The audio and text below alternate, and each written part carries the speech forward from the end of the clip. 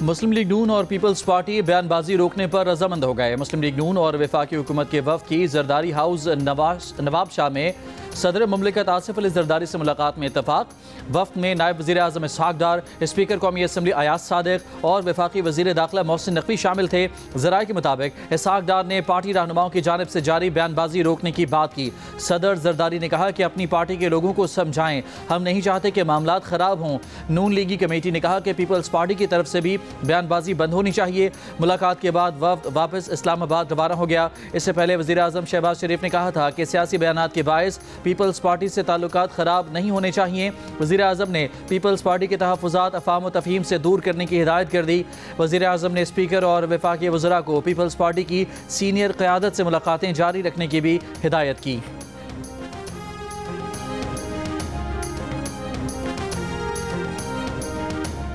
इमरान खान ने वज़ीर आला खैबर पख्तूनख्वा अली अमीन गंडापुर को फारग कर दिया। अली अमीन ने ओहदा छोड़ दिया, इस्तीफ़ा गवर्नर को भेज दिया। सुहेल आफरीदी नए वज़ीर आला होंगे।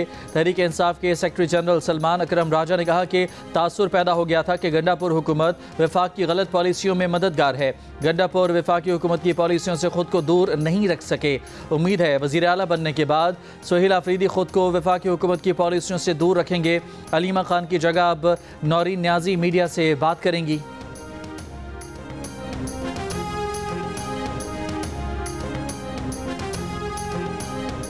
गवर्नर खैबर पख्तूनख्वा से सूबाई असम्बली के अपोजिशन लीडर इबादुल्लाह की मुलाकात। सूबे की सियासी सूरत हाल पर तबादला ख्याल और मुशावरत। खैबर पख्तूनख्वा की सियासत में हलचल पर अपोजिशन का इजलास आज तलब। इजलास में सियासी सूरत हाल और आइंदा हिकमत अमली पर गौर होगा।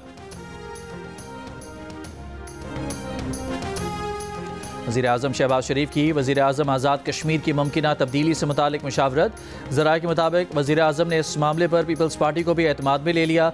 वज़ीर पार्लिमानी अमूर तारिक फजल चौधरी का कहना है कि वज़ीर आज़म आज़ाद कश्मीर के इस्तीफ़े या हटाए जाने की खबरों में सदाकत नहीं।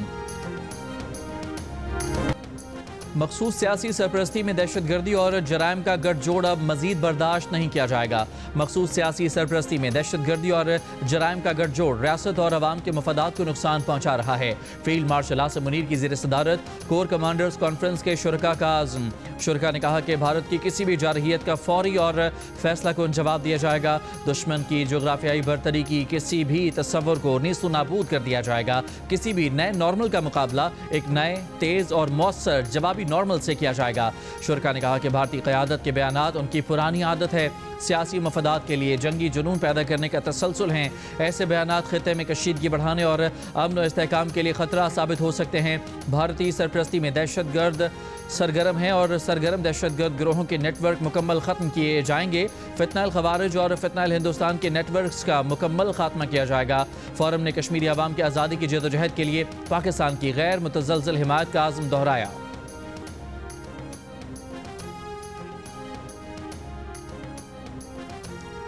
अमरीकी दिफाई कंपनी रेथेन पाकिस्तान को भी फ़िज़ा से फ़िज़ा में दरमियाने फासले तक मार करने वाले जदीद मिसाइल फ़रोख्त कर सकेगी। अमरीकी इंतज़ामिया ने रेथेन के ख़रीदारों की फ़हरिस्त में तरमीम कर दी। मुआहदे की मजमूई मालियत $2.47 अरब से बढ़कर $2.5 अरब हो गई। अब पाकिस्तान समेत 30 से ज़ायद ममालिक की अफवाज को अस्करी सामान फ़रोख्त किया जाएगा।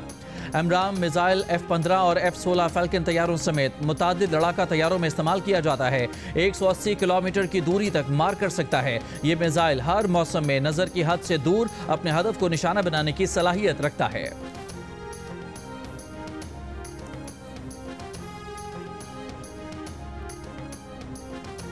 वज़ीर आज़म शहबाज शरीफ ने कहा है कि हर मुसलमान मुक़द्दस मकामात के तहफ़्फ़ुज़ के लिए जान कुर्बान करने को तैयार है।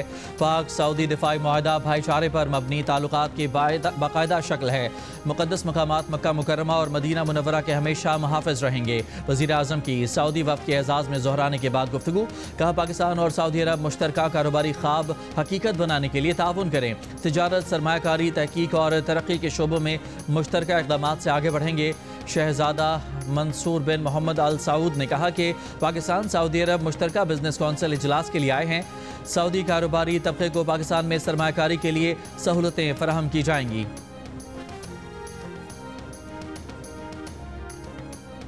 पंजाब में बल्दियाती इलेक्शन करवाने के लिए तैयार हैं। ज़राए महकमा बल्दियात के मुताबिक इलेक्शन कमीशन की तरफ से यूनियन कौंसिलों की हदबंदियां होते ही इलेक्शन करवा दिए जाएंगे। आइंदा होने वाली पंजाब असम्बली के इजलास में बल्दियाती इलेक्शन का बिल पेश हो जाएगा। बिल के पास होते ही पंजाब में इलेक्शन करवा दिए जाएंगे। सैलाब की वजह से पंजाब असम्बली में बिल पेश नहीं किया जा सका। झंग में कमसिन लड़की को ज्यादती के बाद आग लगाकर कत्ल करने के केस में अदालत ने जुर्म साबित होने पर मुलजिम को सजाए मौत सुना दी। 5 लाख रुपए जुर्माने का भी हुक्म। पुलिस के मुताबिक मुजरिम ने 2022 में 14 साल लड़की को ज्यादती के बाद आग लगा दी थी। मुतासरा लड़की 1 माह तक अस्पताल में जेर इलाज रहने के बाद दम तोड़ गई थी।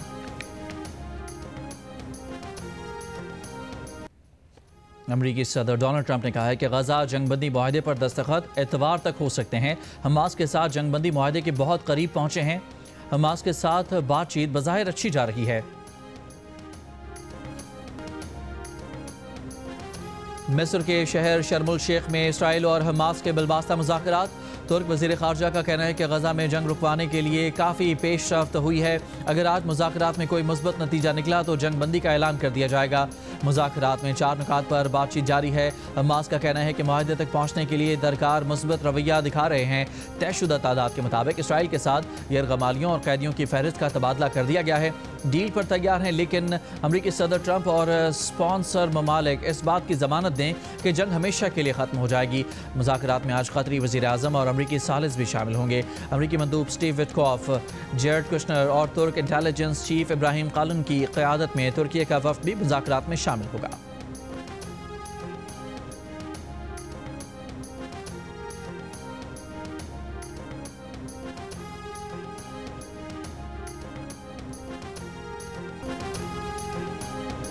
साबिक सेनेटर मुश्ताक अहमद खान आज पाकिस्तान पहुंचेंगे। तर्जुमान दफ्तर खारजा के मुताबिक नायब वज़ीर आज़म इसहाक डार ने उर्दन के नायब वज़ीर आज़म को फ़ोन किया। इसहाक डार ने साबिक सेनेटर मुश्ताक अहमद की ओमान वापसी में उर्दन की मदद पर शुक्रिया अदा किया। दरियाए सतलज में गंडा सिंगवाला के मकाम पर बहाव में कमी आ गई। फ्लड फोरकास्टिंग डिवीज़न लाहौर के मुताबिक सैलाब दरमियाने दर्जे से निचले दर्जे में तब्दील। हेड सलमान की और दरियाए रावी में हेड सदनाई पर निचले दर्जे के सैलाब बरकरार। वज़ीर जामियात और तालीमी बोर्ड सिंध इस्माइल राहू ने कहा है कि बिजली बहरान के बायस लड़काना और कराची मैट्रिक बोर्ड्स को सोलर एनर्जी पर मुंतकिल करने का फैसला किया है। सोलर सिस्टम से इम्तिहानी और दफ्तरी उमूर बिला तातुल जारी रखने में मदद मिलेगी। उन्होंने कहा कि महकमा जामियात और बोर्ड सिंध में कानूनी और पॉलिसी इस्लाहात की गई हैं।